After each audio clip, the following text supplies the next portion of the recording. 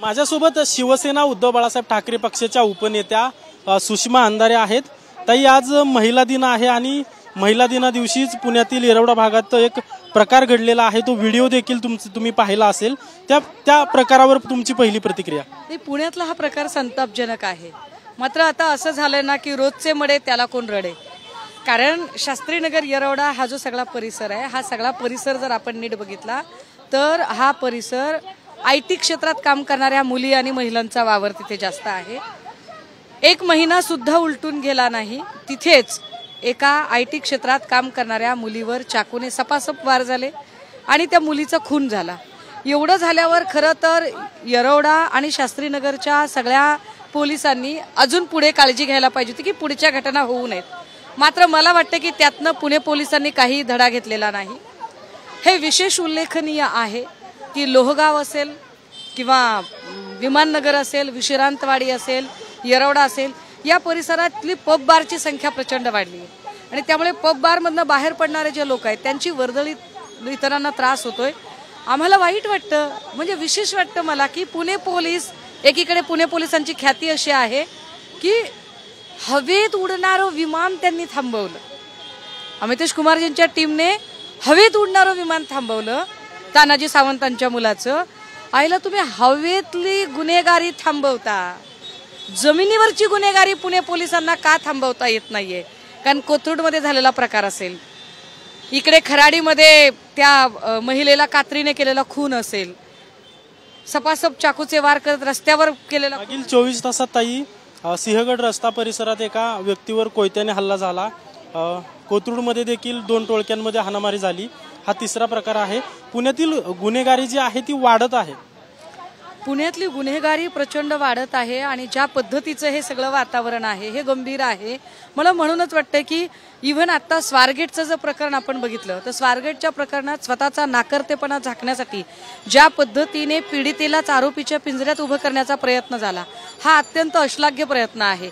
कारण जे प्रश्न उपस्थित केले गेले, पहिल्यांदा डीसीपी झोन 2च्या ज्या डीसीपी आहे, झोन 2च्या डीसीपी स्मार्तना पाटील यांनी म्हणणं की प्राईम फेसमध्ये आम्हाला कुठलीही झटापट वगैरे झाली असं काही आढळून आलं नाही।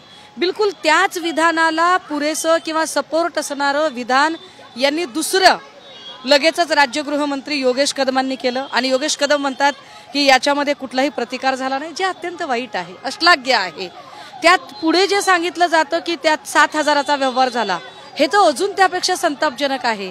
कारण 7,000 रुपये खर्च करणारा माणूस, त्याचं जर एकूण बँक रेकॉर्ड जर आपण बघितलं, ते पोलिसांनी त्याच्यावर तपास केलेला आहे।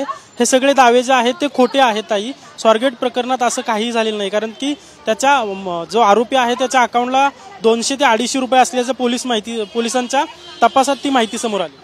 एक्झॅक्टली, म्हणजे तरी सुद्धा जर तुम्ही पीडितेलाच आरोपीच्या पिंजऱ्यात उभं करत असाल तर भविष्यात एखादी महिला, तिच्यावर जर अन्याय अत्याचार झाले तर ती पुन्हा कधीही पुढे येणार नाही।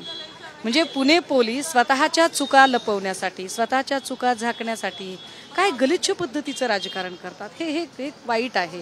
हे पुण्याच्या संस्कृतीला अशोभनीय आहे। पुण्यात एकेकाळचं जे अत्यंत सुरक्षित वातावरण होतं, सभ्य पुणे, सुसंस्कृत पुणे, ते आत्ता कुठे बदलत चाललंय का? आणि कदाचित म्हणूनच पुण्यातल्या त्या गढुळलेल्या वातावरणातनं बाहेर येण्यासाठी महिलांनीच आता पुढाकार घ्यावा, प्रशासन काही करत नाही। म्हणून सगळ्या पक्षाच्या बायकांना आम्ही इथे बोलावलं, म्हटलं चला आपण सगळे पक्षीय मतभेद विसरूया। आपल्या हे जे वाढतंय, गुन्हेगारी जी वाढत आहे, याला नेमकं जबाबदार कोण आहे? पोलिसांचा धाक का उरलेला नाहीये? पालकमंत्री याला जबाबदार आहेत, गृहमंत्री जबाबदार आहेत की पोलीस व्यवस्थित काम करत? असं वाटतंय की पालकमंत्री अजूनही पुणे आयुक्त किंवा पुणे पोलीस प्रशासनाबद्दल फारच नरमाईने वर्तन व्यवहार चालू आहे। मुळात पुणे पोलिसांचा जो एकूण वर्तन व्यवहार आहे त्यामध्ये पालकमंत्र्यांनी थोडीशी कठोर पावलं उचलणं गरजेचं आहे। कारण पुणे पोलिसांचे रोज नवे भोंगळ प्रकार पुढे येतात। एक व्हिडिओ मी दाखवला की ज्याच्यामध्ये पुणे पोलीस स्वतःच कैद्यांना ड्रगच्या पुड्या देत आहेत। त्याच्यामध्ये त्यांनी काही पोलिसांच्या सस्पेंड ऑर्डर केल्या। आपण ललित पाटील प्रकरणात पोलिसांचं नेमकं काय झालं तेही बघितलेलं होतं। ह्या ज्या सगळ्या एकूण जर सगळी प्रकरणं बघितली तर पुणे पोलिसांवर पुरेसा कंट्रोल जो शासन प्रशासनाचा पाहिजे तो निश्चितपणे राहिलेला नाही। पुणे पोलीस स्वतःला एक स्वायत्त संस्थान आता समजायला लागले का काय अशी परिस्थिती आहे। ताई, हे पुण्यातलं प्रकरण झालं, आपण बीडमधलं जे खोक्या भोसले नावाचा व्यक्ती आहे त्याचं देखील प्रकरण बघितलं असेल। त्या खोक्या भोसलेच्या घरी पोलिसांनी आणि वन विभागाने झाडाझडती घेतलेली आहे, मांसाचे तुकडे सापडलेले आहेत घरात त्याच्या। खोक्या भोसले हे तर मला अजून एक वेगळंच प्रकरण वाटतंय, ज्या पद्धतीने त्याचे व्हिडिओज येत आहेत, काय कधी नोटा गोळा करताना, कधी नोटा उधळताना, गाडीमध्ये नोटांची बंडलं टाकताना, आता आपण सांगताय काय हरणाचे मांसाचे गोळे। सलमान खानला जो न्याय आहे तो न्याय खोक्या भोसलेला नाही का, की फक्त खोक्या भोसले हा सुरेश धसांच्या जवळचा आहे म्हणून? म्हणजे सरकार पक्षाच्या जवळच्या असणाऱ्या माणसाला सगळ्या प्रकारची सूट आहे का? मला वाटतं की जर बीडमधल्या सगळ्या गुन्हेगारीची पाळंमुळं आम्ही खणून काढू असं माननीय गृहमंत्र्यांनी सभागृहाच्या पटलावर सांगितलं असेल तर गृहमंत्र्यांच्या हे लक्षात यायला पाहिजे की खोक्या भोसले सुद्धा त्याच बीडमधला गुंडा आहे। त्यामुळे तुम्ही जर सगळ्या गुंडागर्दीची जर पाळंमुळं खणून काढायची असतील तर खोक्या भोसलेचं तुम्ही काय करणार आहात? ज्या पद्धतीने अमानुष पद्धतीची मारहाण करताना तो दिसला हे अत्यंत वाईट आणि गंभीर आहे।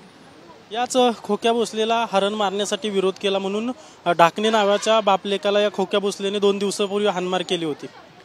हे म्हणजे किती कायदा आपल्या हातात आहे जणू काही अशा पद्धतीने वागणारी जी माणसं आहेत। म्हणून मी म्हटलं की हे आका बिका काही नसतं, आका प्रत्येक ठिकाणी असतात, मात्र या सगळ्या आकांना अभय देणारे आकाओं के सरताज कोण आहेत? तर आकाओं के सरताज देवेंद्र फडणवीस आहे। म्हणजे आता खोक्या भोसलेचा आका कोण? तर सुरेश धस, आणि सुरेश धस नावाच्या आकांचे सरताज कोण? तर देवेंद्र फडणवीस।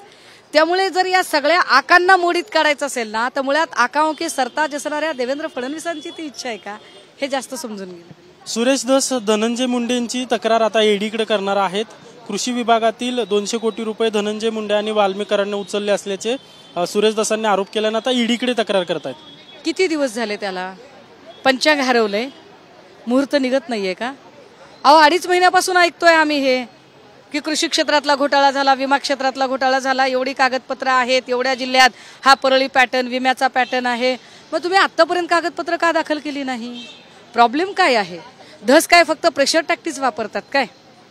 धसांनी मागच्या हिवाळी अधिवेशनामध्ये सभागृहाच्या पटलावर जी माहिती संतोष देशमुख हत्या प्रकरणात दिली होती ती जशाच तशी माहिती त्याचे तपशिलासह आता आपल्याला फोटो बघितल्यावर घडताना कळते।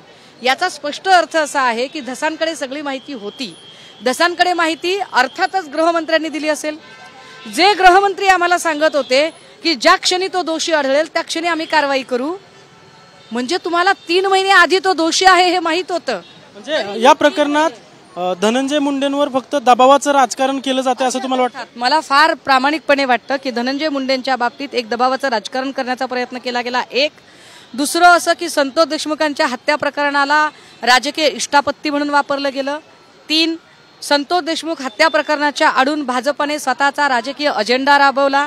तो अजेंडा राबवताना त्यांचे 2 महत्त्वाचे हेतू त्यांनी साध्य करण्याचा प्रयत्न केला। एक, जो सगळा बीड जिल्हा राष्ट्रवादीमुळे आहे तिथे जर भाजपचा चंचू प्रवेश करायचा असेल तर तिथल्या राष्ट्रवादीच्या दिग्गज नेत्याला डॅमेज करणं म्हणजे धनंजय मुंडे।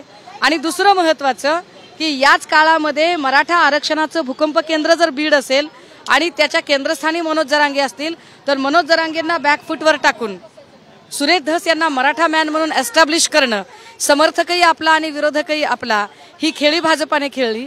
कारण भाजपा हा आंदोलनातून आलेला पक्ष आहे, त्यामुळे आंदोलनाचं महत्त्व भाजपाला फार चांगलं माहिती आहे आणि म्हणूनच भाजपने आंदोलनातून सुरेश धस यांना एस्टॅब्लिश करणं आणि मनोज जरांगेंना बॅकफुटवर टाकणं असे दोन्ही प्रयत्न केले।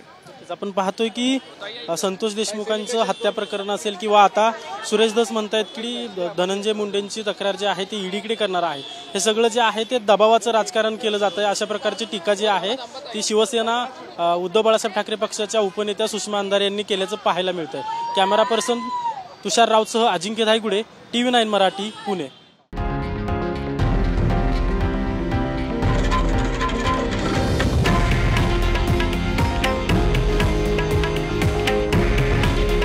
हे आहे देशातील नंबर 1 न्यूज नेटवर्क आणि आपण पाहत आहात TV9 मराठी। काळजी तुमची, हित महाराष्ट्राचं।